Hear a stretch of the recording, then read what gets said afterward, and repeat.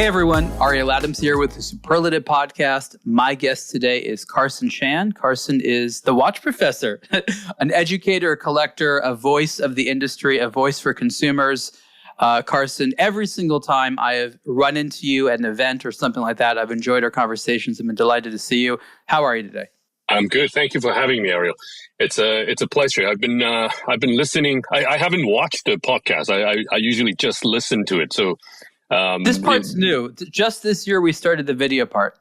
Okay, so I'm excited. Yeah. I'm excited to see if I could help you bring some positive changes to the program. Oh yeah, and you're going to draw a lot of audience as well, right? Oh, I hope Oof! Now you're making me sweat. I'm getting nervous. No, but you have a legitimate following, and that's what I love about this space. Is we have our own media personalities. Sometimes we're influencers, but you are, you actually are in a sense the Watch Professor. One of your new ventures, and we'll just get right into it, is a website. It's WatchProfessor Academy.com. And I actually want to hear all about it because I don't really know the story behind it. That's what I'm curious about. But you have quizzes with things like leaderboards and stuff like that. And if I understand correctly, online and in the real world, you quiz people about their watch industry knowledge. Absolutely. Yes, correct. Well, this is... Yeah, tell me about this. You might think why we should do this? What benefit does it bring? It's gaming. It's through a fun way to learn to enjoy what you are reading and put your knowledge to the test. And in fact, this is something I find extremely important and useful when it comes to building your own collection. I think there are tons of information on the web today, and not everything is 100% correct. So the quiz, the game, this is not to teach per se. Is more to get your thinking cap on and trying to assess for yourself if that piece of information is reasonable or not.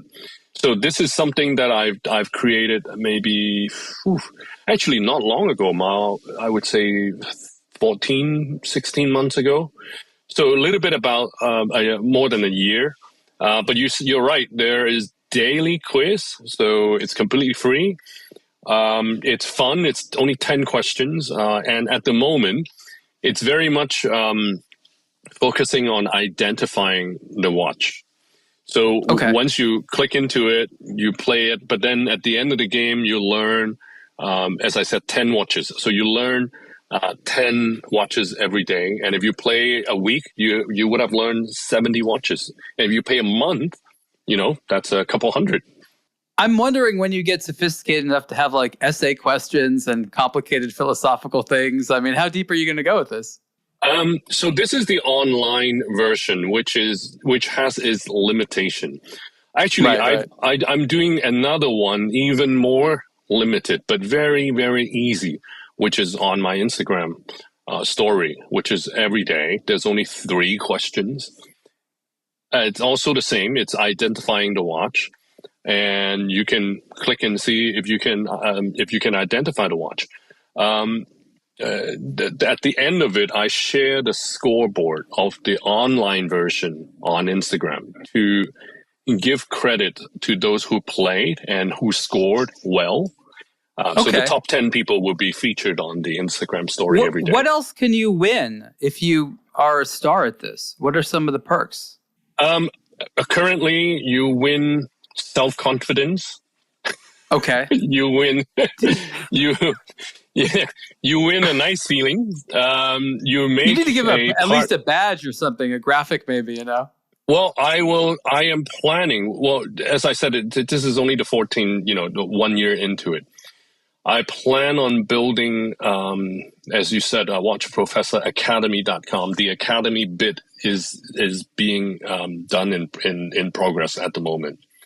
As you accumulate points that you score, I plan to host different types of lectures and classes online where you can redeem these points into different lectures.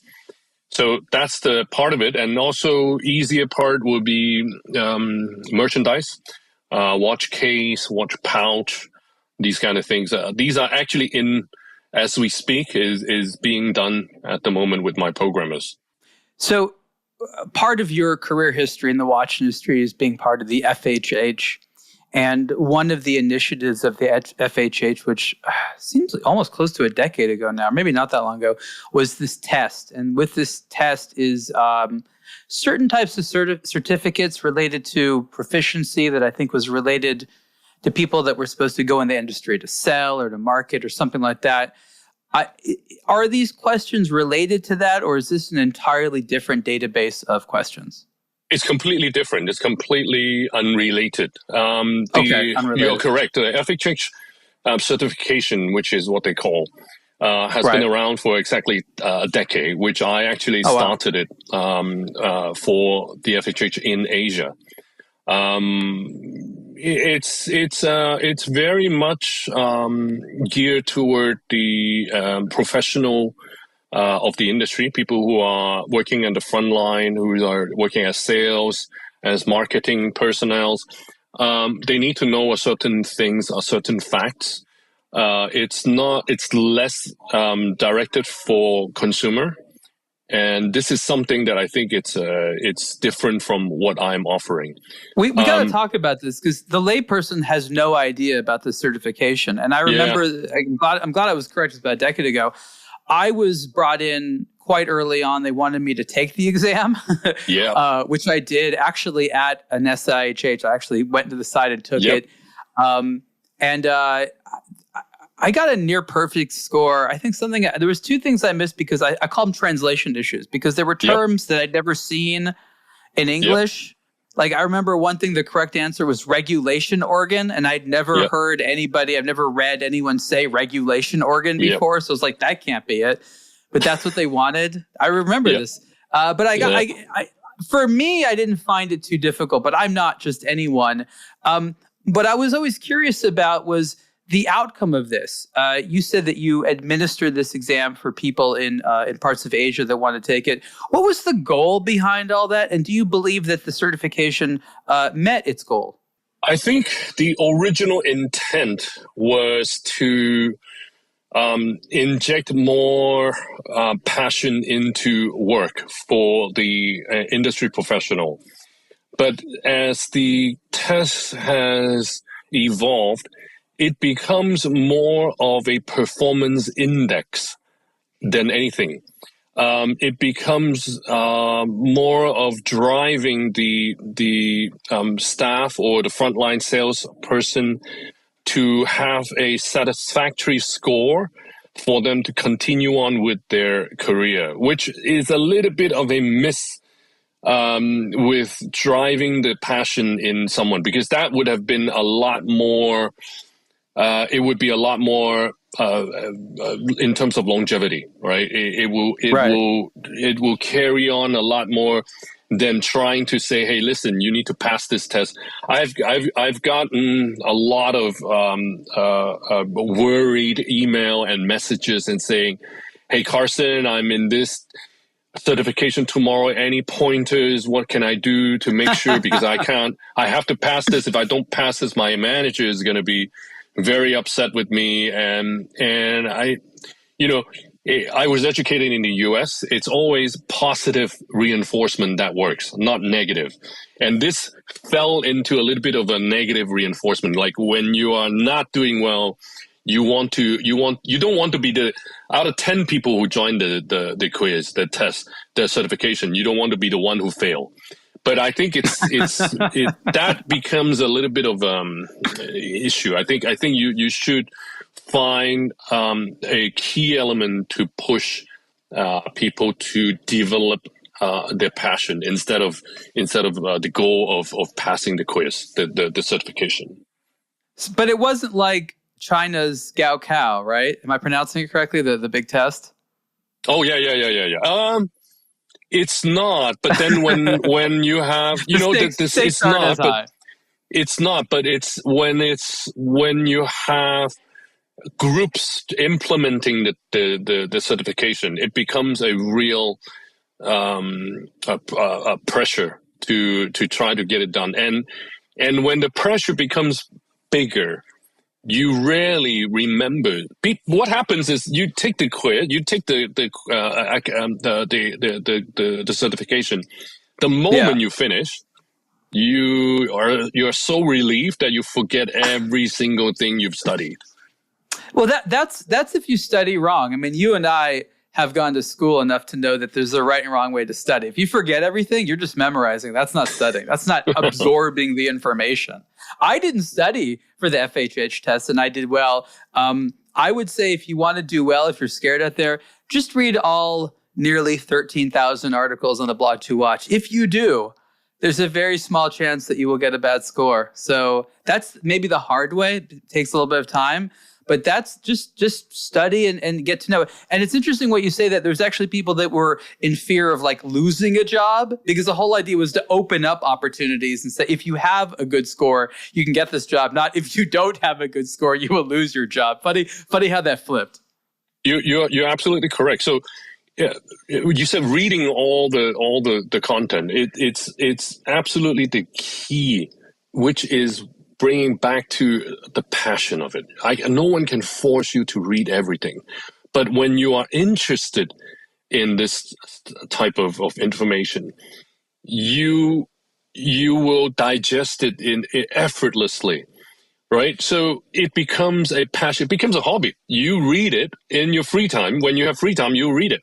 So I think the more important step is to help the industry professional to find an interesting way to know about watches. And a lot of them, the weakest link is always the market. They would know everything about their own watch.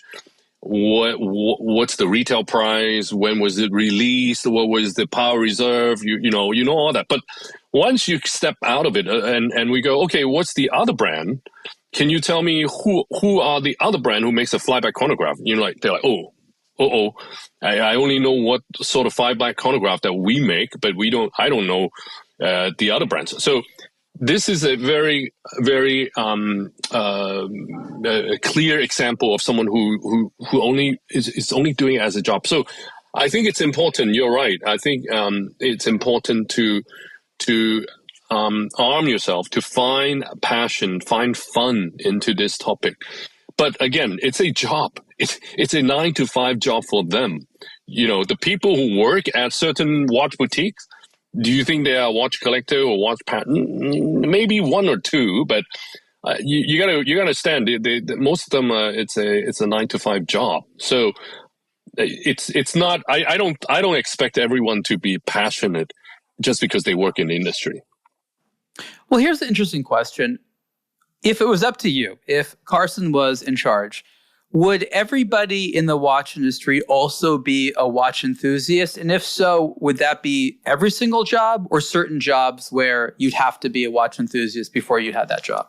I think certain level, if you have the enthusiasm, it certainly will make the job easier.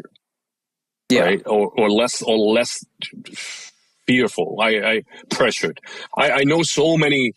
Of course, obviously, some of the brands, more technical brands, their technical training becomes more abundant, and therefore those individuals would be more fluent in talking to consumer collectors. But today, the average well-informed collectors would know certainly more than the person who's working in the shop. This is a given fact, not just in the watch industry. I mean, in the car industry, in whatever industry. I think if you are really into it, you are very likely to know more than the person that, who's trying to help you behind the counter. So here's the question. Oh, go ahead. I think if you have this enthusiasm, regardless of what level of work that you're in, it will be very, very helpful. And this is, you can apply this phrase to other industry as well. So here's another question related to this, and I'm fascinated by this topic. Would you personally recommend to an enthusiast that they work in the watch industry? Meaning, if we agree that there's certain positions that are better off being filled by a watch enthusiast, and you and I are watch enthusiasts, and we know other watch enthusiasts, many of which are interested in the industry, would you actually recommend go in for that sales job, go in for that managerial position? Is that something that you would feel comfortable doing? No, because it's very different on everyone. That's always also could be the quickest way to kill your hobby, right? just because I enjoy driving doesn't mean I want to become a driver, right? So I like to drive. I like to drive on my own time and my leisure. I might not enjoy driving, just as a job. So it's on a case-by-case basis. And I think if you can, I'm sure you would agree with me, if you can make something that you enjoy as your work becomes fun. And it's not a stress for me at all. This is something I think it depends on each different cases. I guess I'm trying to broach the subject that at some point, people need to become a watch lover. And the question is, if they're not already a watch lover, can they easily become a watch lover on the job? Or is it better to make them watch lover beforehand? Because we agree that being into the hobby definitely helps. But I think there's that very sort of important foundational question of, do you recommend to someone that already likes watches that they go into it? Or is there a special way of making someone who goes to the industry for an entirely unrelated reason than their like of watches?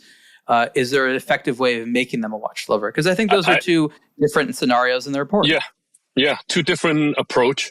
If you're already a watch passionate, sure. In fact, I've got 15, 20 people on my chat asking me if how can they get into the industry. And there are people who are doing much better in their existing industry in terms of income than coming into the watch industry. And I told them, I said, listen, if you come in, I'm not sure if you can make the same amount of money that you're making currently. But they're passionate enough that they want to think about. But I think for those who are already passionate, speak to people who are in the industry, because you may have a certain perspective about a certain role, certain position, the industry pay level, the type of work that you want. I spoke to this young kid, really passionate about watches. He's only 17 and he made his own watch. And he wants to get into watchmaking school. And I told him, I said, listen, you need to understand, if you want to spend the 3 years in watchmaking school, you are aiming this direction to go and work in the service center or work in with your hands-on work. But do you want to be a designer? Do you want to be a watch a creative of a brand?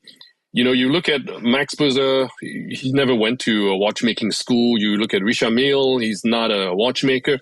So these are examples that I think industry veterans are able to share with you. If you are already a watch enthusiast, a watch passionate, speak to people in the industry and find the direction that you want to go. If you are in the industry and you want to develop your passion, read everything on aBlogtoWatch and play the WatchProfessor quiz, because those actually will ignite whatever interest that you have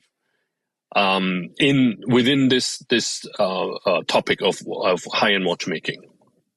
So I've been thinking about this while you're chatting, and I realized a couple of interesting things about the managers who are successful that I learned. Many of them sort of really became watch lovers on the job, but what inspired them was one of two things. A, and this is more often than not, a person, a particular leader at a brand, maybe it's a designer, who inspired them so much, they had so admired, who was filled with passion, challenged them.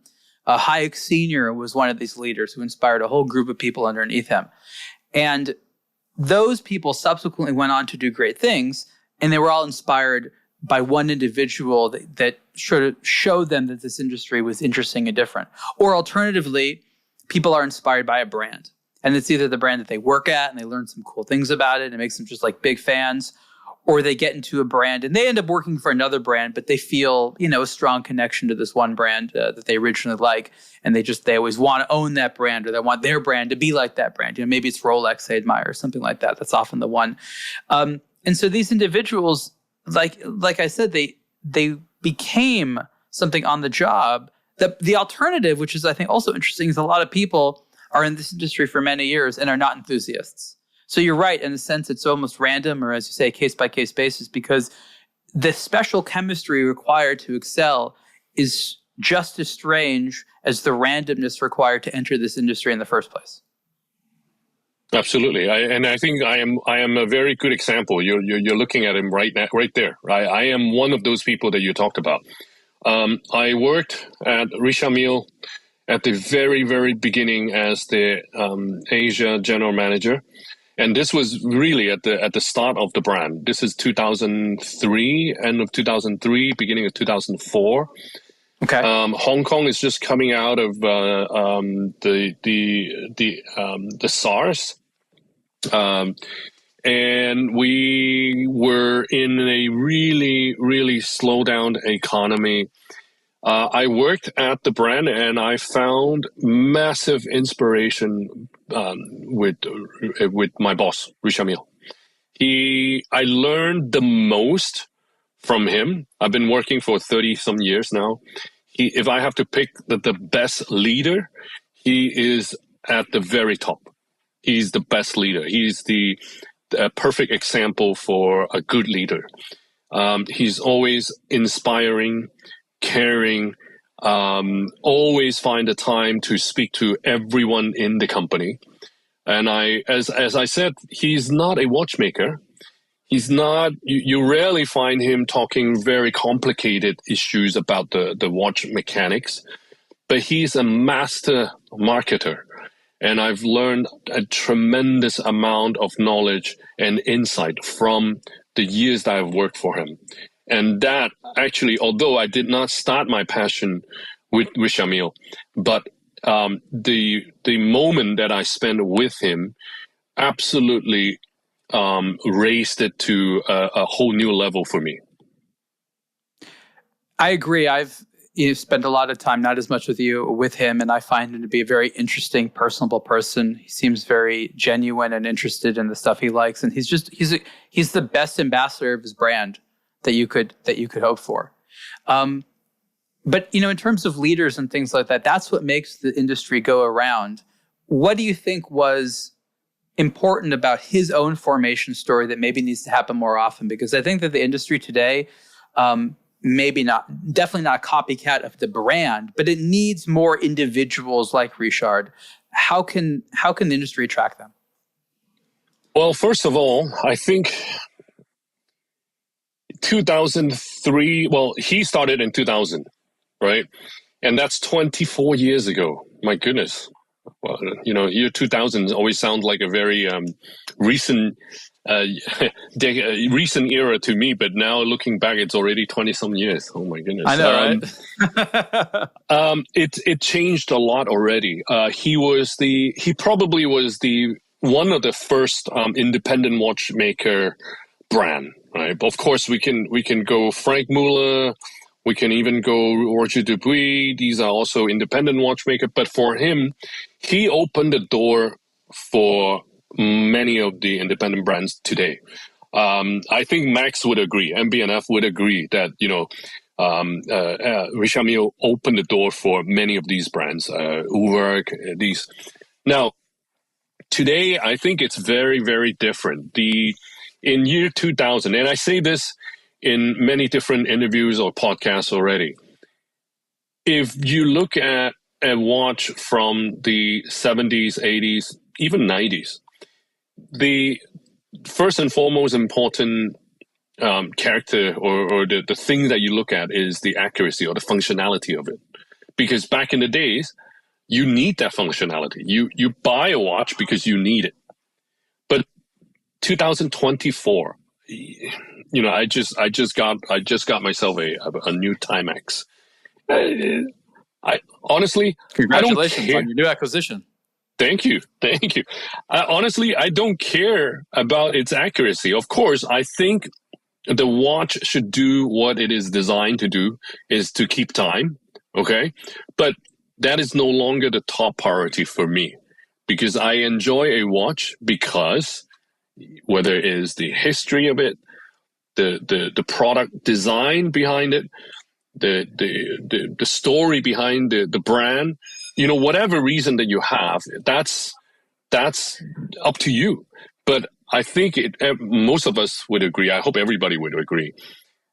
Timekeeping, it's not at the top priority, because everybody has a cell phone. But I don't disagree, but I challenge you. Would you wear an inaccurate watch? No. So you need to keep, accurate as in whatever the brand claims, right? I don't, if the brand says it's plus or minus 10 seconds, fine. I'm okay with it. Now, if it's plus or minus 12 and they said it's 10, I don't care. Personally, I don't care. Now, if it's 5 minutes slow, no, that's not okay. That's not okay, right? So that's just my own personal preference.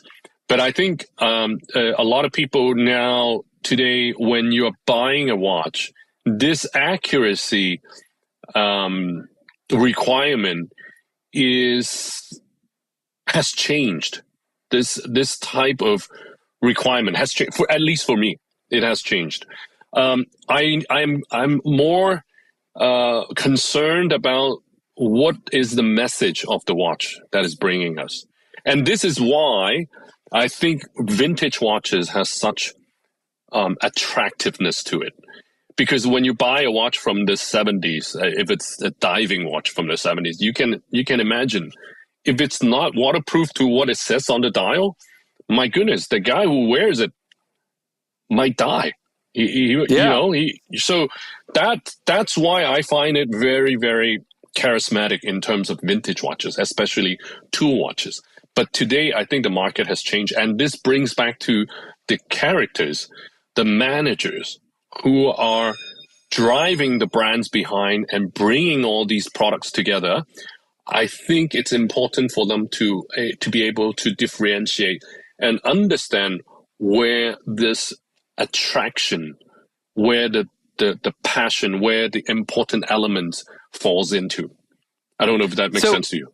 No, you want the managers to know what excites the consumers about watches, because if they understand that, they can be responsible for making watches that people very much want. Yeah. Well said. Well put. Yeah.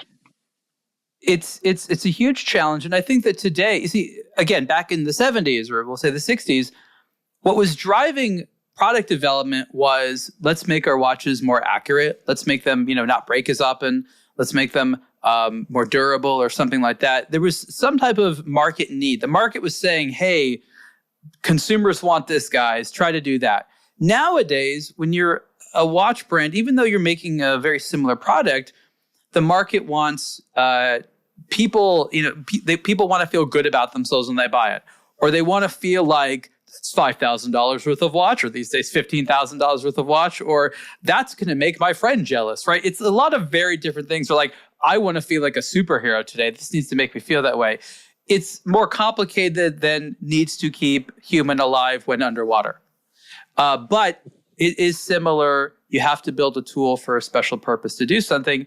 And knowing that purpose makes a huge difference than shooting in the dark, which is still what some brands do. Or what's the easy thing? Let's remake something we made in the past because that seemed to work. Or let's copy our competitor because maybe they figured out something we don't. But that's really it. That's all I have to go on these days.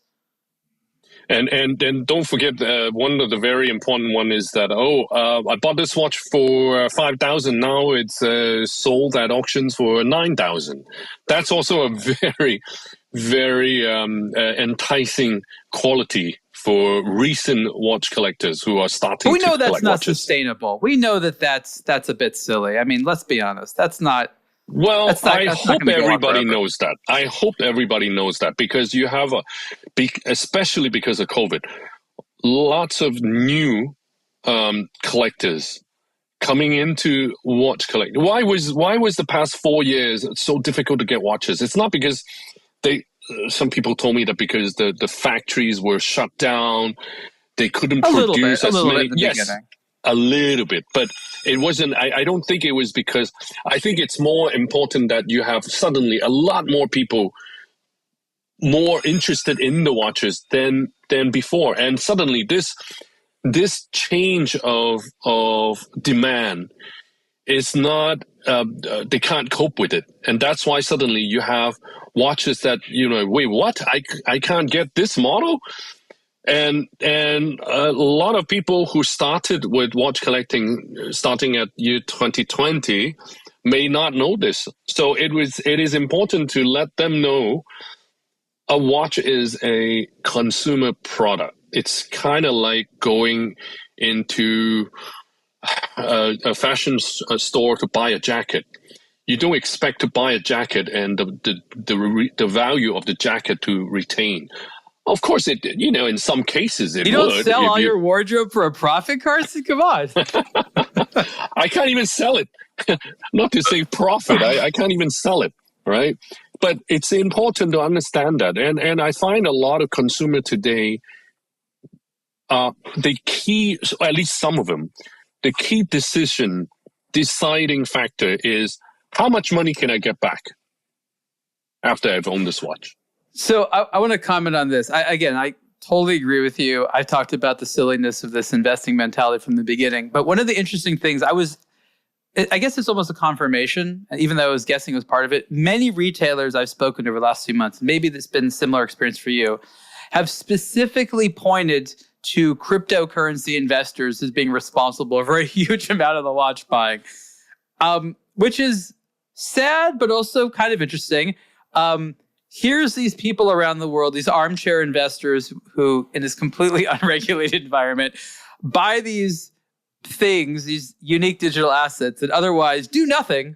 They're just a unique digital thing that do nothing. And they're like, we know this isn't going to last. We need to park our money somewhere else. Yeah. What's something else we can buy in an unregulated market online that we can seemingly get? Oh, watches. That's small. And I can kind of understand that. That's a step up from an NFT. Yep. So like Rolexes became a little bit better than an NFT. And the moment all that disposable income went away, all the speculative or a lot of the speculative watch buying went away. There's, of course, some stubborn people out there that still want to be a thing. I find it very hard to feel bad for people that lost their shirt during this time when their business plan was, let me buy a Rolex Daytona at twice over retail, expecting I'll sell it for more later. Yeah. You said it very well. I think this is a problem that we are dealing with, and it's brand new. 10 years ago, I don't know about North America. 10 years ago, I'm able to walk into a Rolex dealer to get a sports Rolex. Is that the same case for you in North America? That it was easy? I wouldn't say easy, but you could. 10 years ago, you could walk in. 10 years ago, super easy, no problem. Yes, maybe there was that steel Daytona that they played a game with. But I mean, basically any Rolex you wanted it, not an issue, and you could get a discount. Right. Yes. Now, it's the market that has shifted, that created what we are dealing with today, this new monster. But I think brand also has to play a little bit in terms of the responsibility into this. You will see brand who are encouraging this, and you will see brand on the very different end of the spectrum, heavily discouraging this kind of speculative activities. So much so that it makes luxury watch shopping no longer luxury. I don't know if you recently bought a luxury watch. It felt more like a job interview. May I know your name? May I have your business card? What sort of work do you do? Good luck if you're not a professional, if you are not a lawyer, not a doctor, not an accountant, if you work in a trading import-export company. I'm strictly speaking at my end of the world. Good luck. You probably will not get the watch that you want, right? It becomes, I mean, hey, I'm not asking for a discount. I'm coming in to try to look at a product, and I'm offering you what you're asking for, full price. And yet I have to go through this vetting process to be deemed if you're suitable, good enough to wear my watch.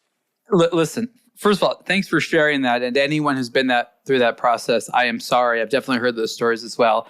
Maybe you've heard me say this, but I've been saying this for many, many years. And I say, if a company doesn't want your money, go somewhere else. This industry at its best makes you feel very good about where you put your money. A brand should make you feel like $1 million for spending $1,000 with them. And that's part of the experience. And we talk about the experience and service and retail experience. That's a lot of what we're talking about.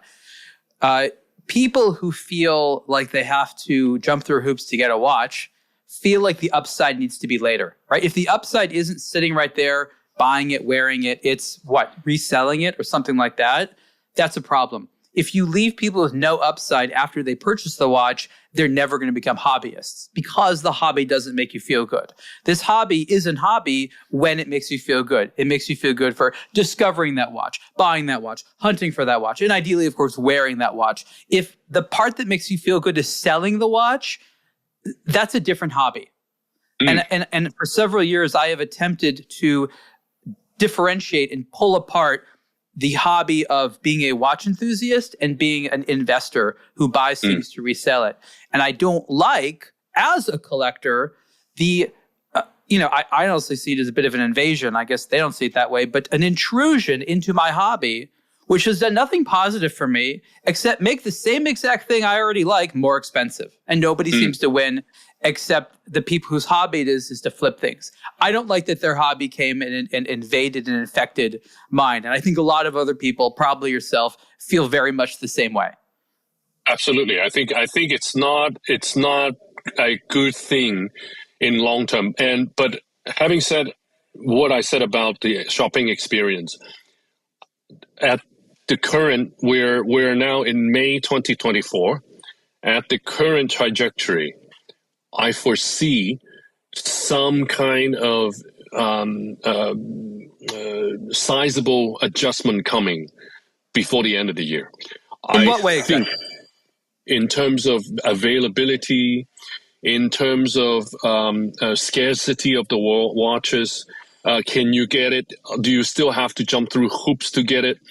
These are the major factors that I think is coming to a correction, an imminent correction by the end of this year. I think you will be able to get many watches in a more reasonable effort. I think you should be able to speak to brands and have a more luxurious shopping experience back on the table. I think this very snobbish way of dealing with customer is coming to an end, and I do say it in a snobbish way because if you are, if we don't know who you are, we won't even open the door for you. I've got an experience like that, and I actually have young collectors coming to me and said, "Listen, I've saved up 3 years money to buy this one watch.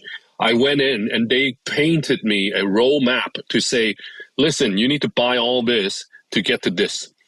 He was so upset. He left, like you said, don't spend the money with them. He left, went to the end of the street and, purchased with a independent watchmaking brand. So,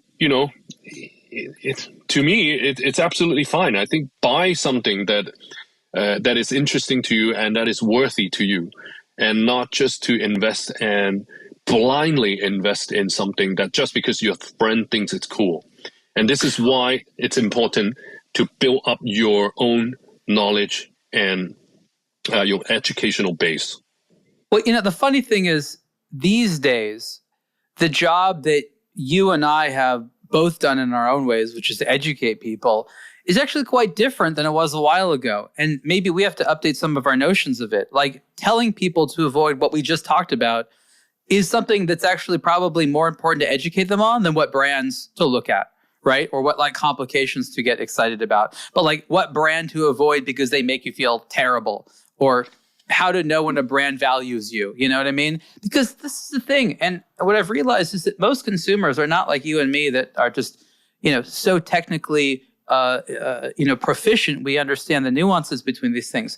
They just know that these things make them happy. And there could be 20 on the table and they all make them smile. They're like, I don't know which one to buy. And the little things that make them buy one or another is, was there a pretty clerk in store A versus store B?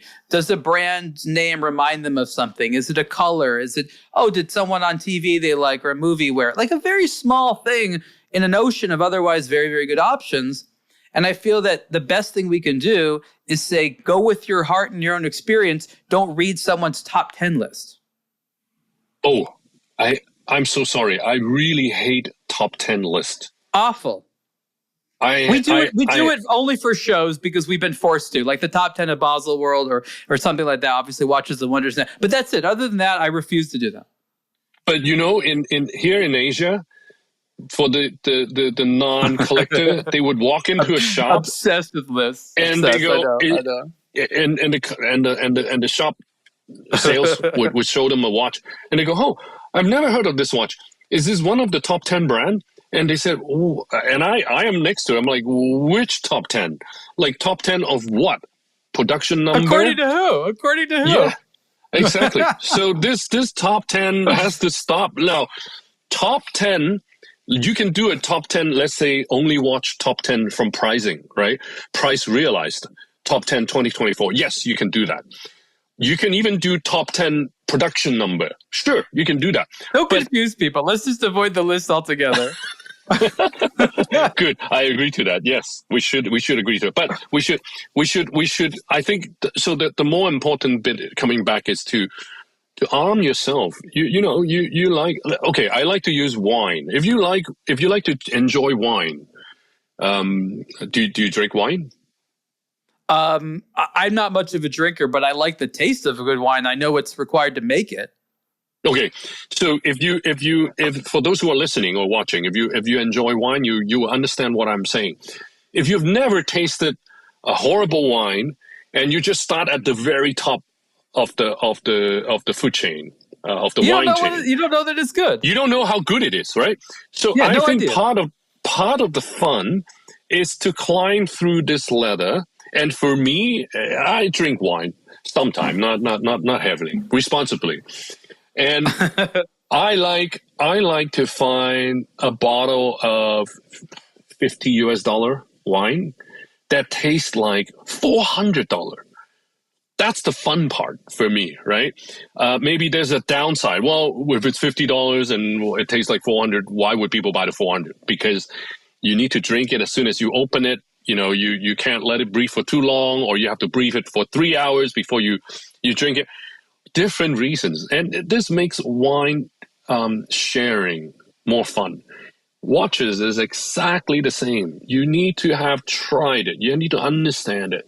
You need to have a bit of experience in your gut to regurgitate, to try to come back with a little bit of an experience, and to understand what is really good and what is it's very standard, right? On this note, I tell people, do not buy a Rolex as your first watch or any one of your first watches. Like, you're a moron to do that. You're just ruining Rolex for yourself, aren't you? Yeah, you should start. I mean, go easy. Buy a Seiko, buy a Timex, and then you move on, step by step. Have fun. Make mistake. That's part of the journey. You need to make mistakes. Buy something that falls apart. Buy something that's bad. Buy something that's uncomfortable, destroys your wrist hair, something truly tragic. You need that. And the mistake is not just buying, it's also selling. Sell something you will regret. I've done it. I have things that I should not have sold, right? So I think this is we're talking about journey of watch collecting. This is there is no set rule, but you need to experience all bits and part of it to complete this journey. If you just get I'm going to hire a consultant to buy everything for me, and the KPI, the key performance index is how much money I have spent and how much money I can sell it, then you may as well just go get into real estate, get into stock market. You don't need to get into watch collecting, because they're a lot more fun than just winning in terms of dollar sign. You also win a lot of friendships internationally around the world. You will meet people who are like-minded, and these are far beyond the importance of the dollar sign. I think something I've learned, honestly, not in a bad way, a good way, but there's a lot of people around the world who not only use watch hobby to make friends, but the watch hobby is the only place they have friends. And this isn't a dig on them at all. This is just a manifestation of being an adult sometimes. This hobby is the exclusive vector many people have for friendship. And that's why you have to turn your hobby into something which is good for that. It shouldn't be about making people feel insecure. It should be about having a fun time. And part of that, as you know, is a bit of self-deprecation. And buying a really bad watch that was probably a mistake or doing something dumb with it leads to a lot of good conversation with your friends. And buying a Submariner leads to zero conversation. No one will say a thing. It's like, okay, you got one of those now. That's it. How did you get it? Yeah, maybe that would be the conversation. But that's the thing. The friendship element means it's not about going to the top. It's about walking on a road together with some people. Maybe you're not even on the same part of the road, but you're all sort of walking along it. And that's being a hobbyist, is recognizing that whatever the destination is, you're not there yet. You're still walking along it. One of the things, just changing tack a little bit here, that you and I do, in addition to educating people about watches, is also, on the other end, educating the industry about the people buying watches. And a big question is always, how is the market? What's going on in the market? What they mean is, are people buying watches? What are they buying? And are they going to buy more or less watches tomorrow than they did today or yesterday? The market is a complicated, breathing entity, which is affected by more variables than any intelligent person can track. But the reality is that demand does not seem to be dropping. And so you have this thing that people want is in the human consumer demand, and then you have the decisions the brands are doing. And these are sometimes completely different and not related, right? Yeah, you're absolutely right. There are brands who are doing the same thing over and over and over again, and there are things that brands are doing at the slightest change in the market, and they would just do whatever the market is asking for. For me, I think brand needs to pay attention to the new watch community. The community is a very powerful force, where more and more organic communities are springing up left and right. And these are very good temperature thermometer probes for brands to check what is happening. On the other side, for consumer, I think also what you said earlier about friendship, the community is also an important element in watch collecting, and that's why I want to tell everybody about the WatchProfessor Academy.com show. There's a show I put out. Actually, episode 1 was out about a week ago. It's like a podcast? It's like Jeopardy. It's on YouTube. So like with players and contestants, and you're yes. the host? Yes, I am Alex Trebek. My first thought is, what is he wearing? Now I want to know what kind of outfit you're wearing. I'm curious. I'm going to watch it. Where can I find it? It's on YouTube. Look under WatchProfessor, one word. WatchProfessor. Can I find it from the website? I think you can. It's out about 10, 15 days ago. So let's see if you can find it. But it's a game show that I bring different walks of life, men, ladies, teenagers, veteran collectors, expats living in Hong Kong. The show is completely done in English, so everybody can understand. And it is something I think what I'm bringing to the table is from an online perspective. I found it. Excellent. Wow. Where did you film this? Where I'm sitting right now. Okay.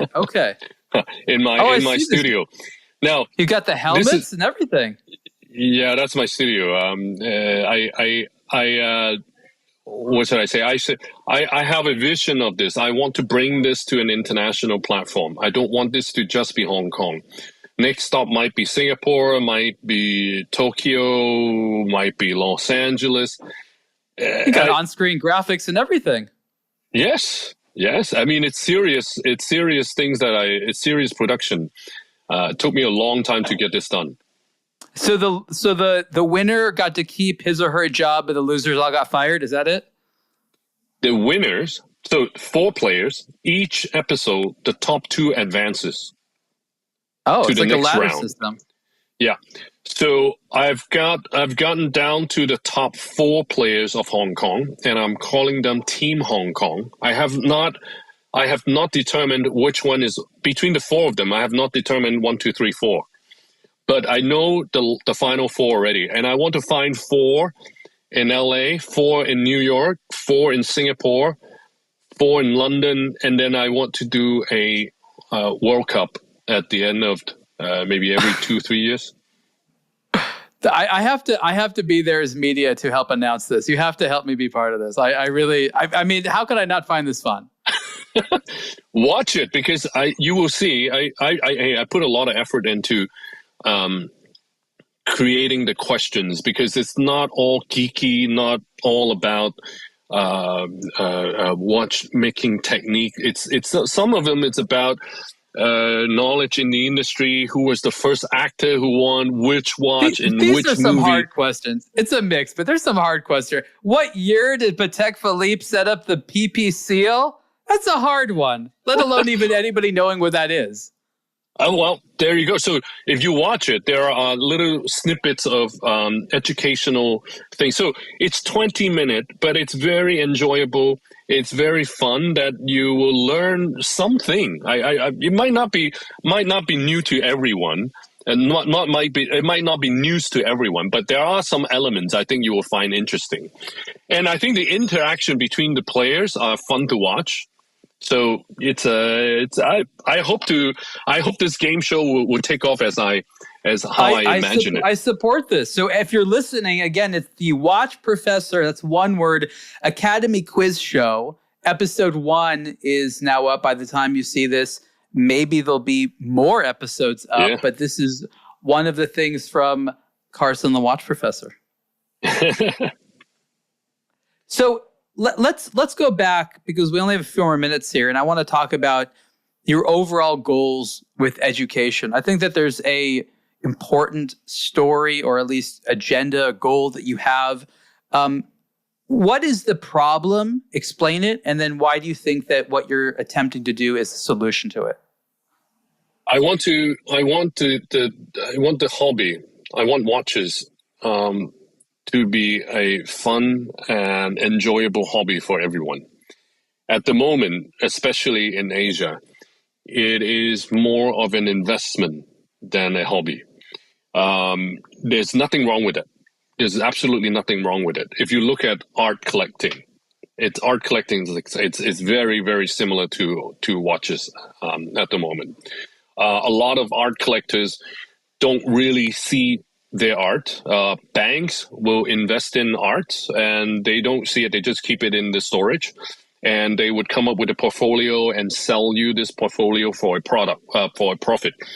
Watches it's the same, but I want to have more of the passion-driven aspect that goes into it, instead of just having purely talking about the investment aspect. Now, what I'm doing, the Watch Professor Quiz Show, the WatchProfessorAcademy.com website, all these are done for the purpose of driving more passion into this topic. Watches have changed a lot, and it's definitely not something that we are used to seeing in the 1970s, in the 1980s, in the 90s.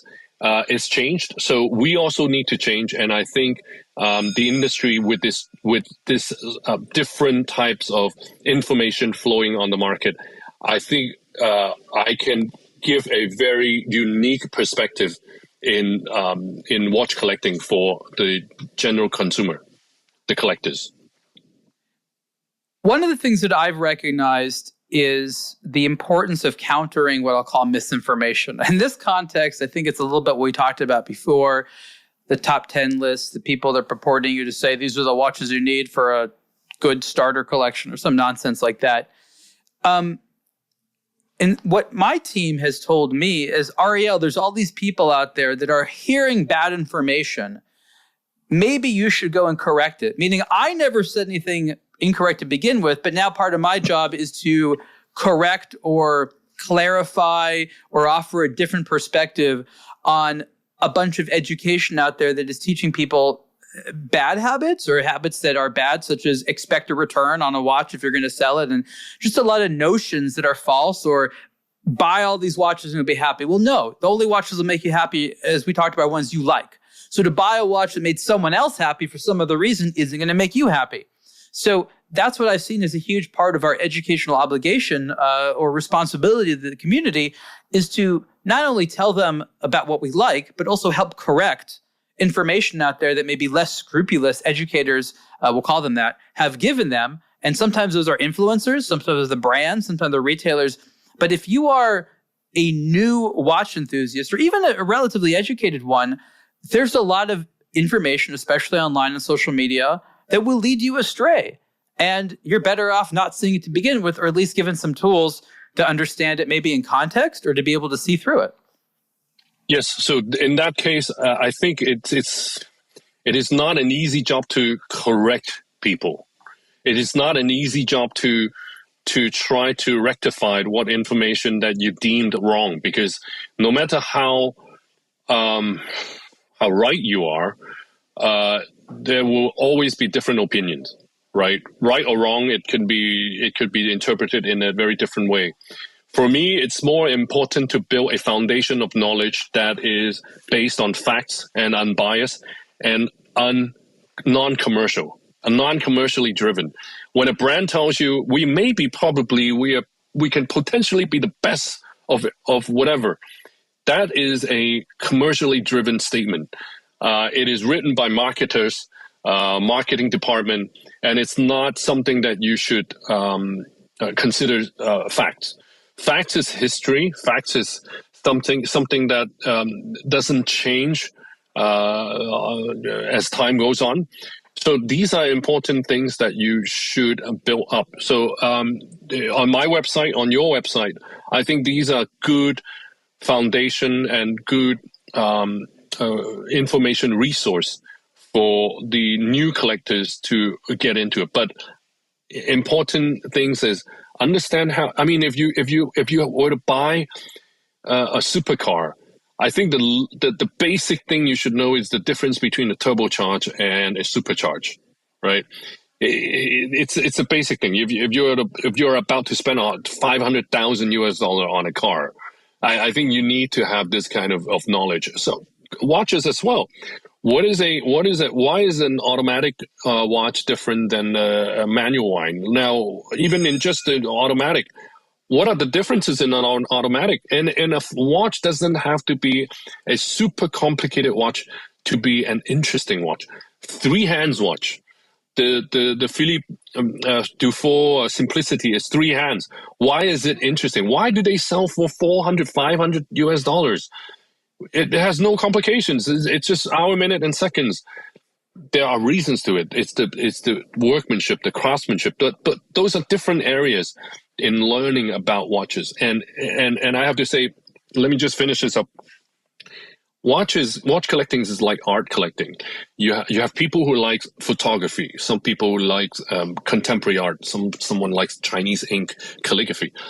These are all art, but each different area requires a specific set of skills or knowledge.